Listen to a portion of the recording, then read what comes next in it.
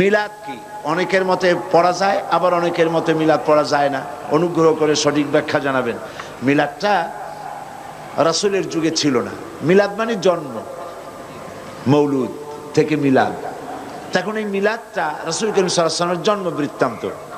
এই জন্ম বৃত্তান্তের যে সিস্টেম আমাদের দেশে, উপমহাদেশে চালু হয়েছে, কতগুলো লোক এক জায়গায় বসে তারপরে সব দাঁড়াইয়া এনাবি সালাম আলাইকা কোরআন সুরে সমস্বরে একযোগে পড়ল। এইটা রাসূলের যুগে ছিল না, এটা সাহাবায়ে কেরামের যুগে ছিল না, এটা তাবিঈনদের যুগে ছিল না, এটা তাবিঈনদের যুগে ছিল না।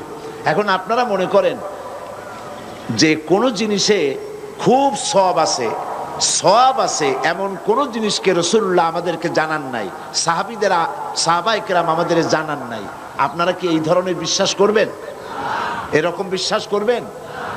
যাতে সওয়াব আছে রাসূলুল্লাহ সব আমাদের জানাইছেন, সাহাবায়ে কেরাম আমাদের সব জানাইছেন।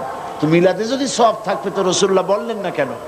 সাহাবীদের চাইতে আমরা কি বেশি রাসূলুল্লাহকে ভালোবাসতে পারবো? জবাব দেন, পারবো? তো যদি এইটা রাসূলুল্লাহর ভালোবাসার কারণে হয়, তাহলে সাহাবীরা কেন মিলাদ পড়েন নাই? তারা কেন ইয়া নবী সালাম আলাইকা, ইয়া রাসূল সালাম আলাইকা একযোগে দাঁড়ায় পড়ে নাই? এই কথাগুলি বোঝেন আপনারা? রাসূলের যুগে নাই, সাহাবীদের যুগে নাই, তাবিঈনদের যুগে নাই, তাবিঈনদের যুগে নাই। রাসূলুল্লাহর ইন্তেকালের 600 বছর পর মিলাদ আবিষ্কার হয়েছে। এইরকম একটা সুস্পষ্ট বিদআত মুসলমানদের পালন করা উচিত নয়।